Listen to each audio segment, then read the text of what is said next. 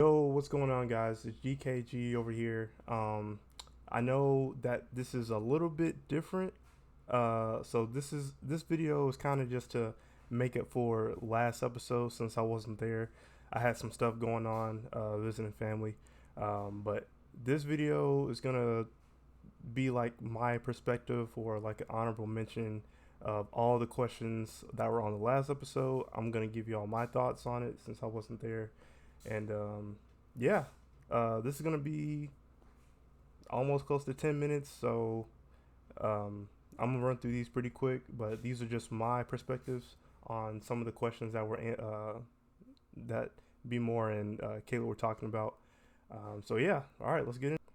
All right, for the first topic, One Piece animator Henry Thurlow says 2023 is One Piece's year and it will overtake Demon Slayer and Bleach in animation quality. Okay, uh, my thoughts. So, as all of y'all know, all three of us on the podcast, we love One Piece. It is in our top five. I think, I'm pretty sure it's in our top five of all time for anime. What this dude Henry Thurlow is saying is pretty out the gate with it. Um, this is a very bold statement from him, and it's saying that he will overtake Demon Slayer and Bleach.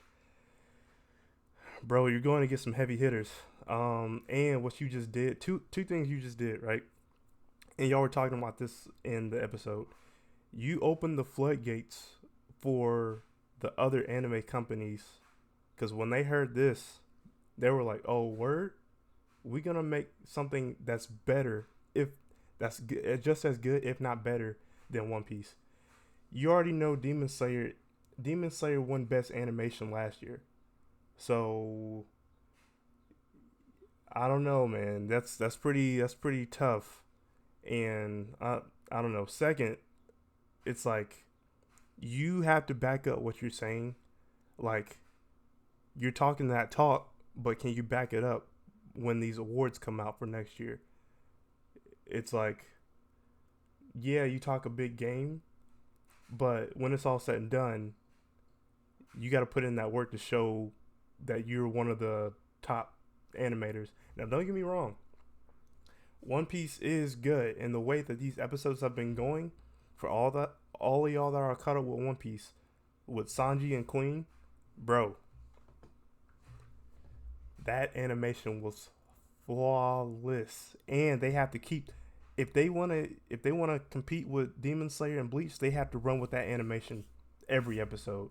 It can't be lackluster at all, especially since you said that statement. So I don't know. You just open the floodgates for every anime company that's comparing to Demon Slayer and Bleach. And when Bleach comes out, best believe it will be contender for best animation of the year. And Demon Slayer, by the way, too. And the way that Demon Slayer has been going, yeah, it's pretty tough. So, but hey, um, if what you're saying is true and you can back it up, great. That's amazing. We need to see that type of quality in these One Piece episodes. Right now, the past 3, 4 episodes have been fire, pure fuego. We just need to keep that run going. Um, so yeah, that's my thoughts on that. For PS5 game sales for 2022, 2023 down due to $70, $80 price tags. Fans upset due to higher prices with less and less working playable content at launch with too much emphasis on DLC. So, as y'all have pointed out in the episode, yes, I do agree with y'all. Most of these games are becoming a cash grab. It's more the company thinking about what the sales is definitely going to be like. Not so much the consumer anymore about what they need. Some game companies have taken note of what the consumer needs because if the games are coming at $70, $80 and you're not giving us a good product, we're just not going to get it. And they're going to have to learn if we're not buying their games, they're gonna have to step it up. I'm getting tired of seeing unfinished product, like y'all have stated before, with Halo, Overwatch, these other open world games that if y'all are not giving us a finished product, we're not gonna get it. Like, I've come across too many games where I'm spending my hard-earned money getting these games with like little gameplay, and then having to buy DLC that's like $20-$30 extra.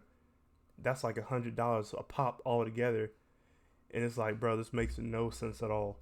Um, so yeah, they definitely have to step up with what the fans want and what the fans need, and we need to have the developers need to sit in these rooms and be like, all right, here's what we're missing. Here's what we need to do to get ready. We need to make sure this product is good to go. We don't want no bugs. We don't want no glitches, none of that. We need to have a finished product to where the consumer fans is going to want more. So, yeah, they definitely need to look at the pattern, look at the history of what's been going on. Like, when you start to see a trend of it getting lower, you need to study and do some research about, all right, cool, they don't want this, bet we can go and fix it. We need to give them pretty much what they need, like I said before.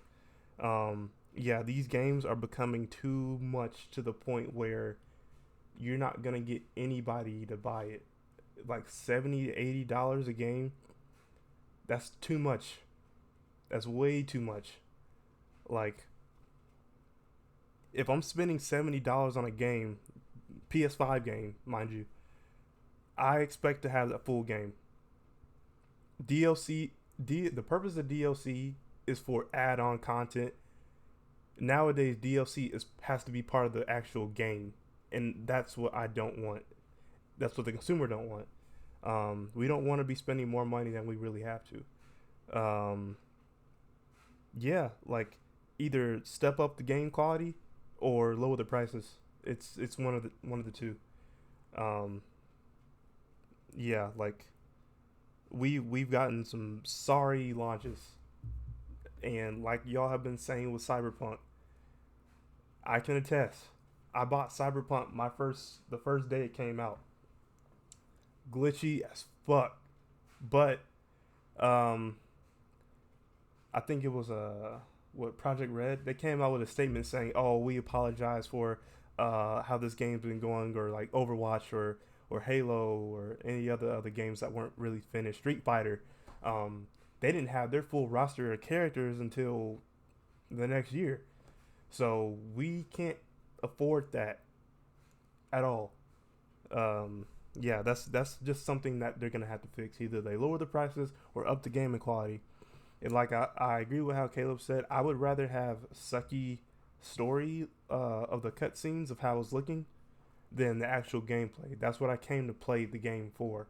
Like, I don't want to pay $60, $70, $80 for a game you guys work on. The animation looks beautiful, but the gameplay sucks. Like, I don't need a top heavy thing like that. So that's my take on that. Let me go to the next one. All right, so is Avatar. Okay, so Avatar: The Last Airbender, new movie in 2025. Favorite moments from the series and expectations on what the movie could be. Cool. All right, so, and y'all, this is probably y'all's favorite topic on the episode too. I wanted to get on this. Now, granted, I've seen Avatar: The Last Airbender. I've seen Legend of Korra. Um, the Avatar, the first one, I am a little hazy because I haven't seen it. Like, it was a while back, but I like the direction that they're going with this. And yes, to add to be more's point, the show or the movie that they're coming out with is a continuation of the show, the first show, but it's gonna be before the Legend of Korra. So they're all gonna be adults at this point. Aang is a full, well, physically he's a full adult. Qatar, they're all adults at this point. Um, and I like what they're going with this, where they're going with this. Yeah, this is definitely gonna be raking in some money. Um, and I believe that y'all had said it was gonna be on Netflix. If it is gonna be on Netflix, that's gonna be dope. So that's easy access for everybody. And favorite moments from the series. So favorite moments. So my favorite character from Avatar is Toph. Uh, she is my favorite character. But probably the one that really sticks out is when Aang had to go against the Fire Lord for sure. Um, it's when he goes into Avatar mode and just steals away all his powers. Spoiler: if y'all haven't seen it, y'all should have. Sorry, not sorry. But yeah, definitely Avatar is definitely up in there with shoot. I have to classify as an anime at this point.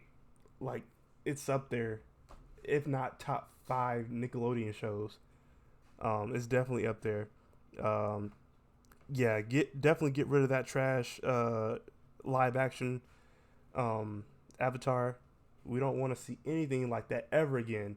Dragon Ball Z, I'm talking to you too. We don't want to see no Dragon Ball Evolution ever again. No, no way. And the way that these video game to live adaptation movies and shows are going, they're doing a pretty good job. Pretty good job. So I trust and believe that they're gonna do right by this show, especially Avatar. You got so many fans who love this show. I don't think they're gonna get it wrong. So I have high hopes for that one. And I do remember y'all were talking about they're making a new God of War show. So I have heard rumors. I don't know if it's true or not, but the voice actor behind Kratos in Ragnarok, he actually wants to play as Kratos in the live action TV show, which would be dope because he has the voice. Like he plays Kratos in the games. He's pretty built. Um, I don't see any other actor that I can really think of that can play Kratos, because if you're playing a character like Kratos, especially with the storyline and the lore, I don't know if they're gonna go the God of War 1 through 3 route, the OG one, or they're gonna stick with the Ragnarok one and two. Um, I would rather have them do 1 and 3, the OG ones, because we don't want to skip past any of that. That's all. That's the origin of Kratos. That's where he started. We don't want to jump all the way over to 1 and 2 of Ragnarok, 2018 one. So I don't know. We'll see. Uh, that's really all I have. Apologies once again. I know I wasn't there last episode. This is kind of like a makeup video to where you guys can hear my answers and my perspective on some of these questions that were talked about. But I will be on the next episode, most definitely. This is just an honorable mention video. So I hope y'all have a good day. Like and subscribe to the Anime Podcast if you haven't. And I'm going to post this on my YouTube channel as well for all my followers. But yeah, I hope y'all have a good day and take it easy. Deuces.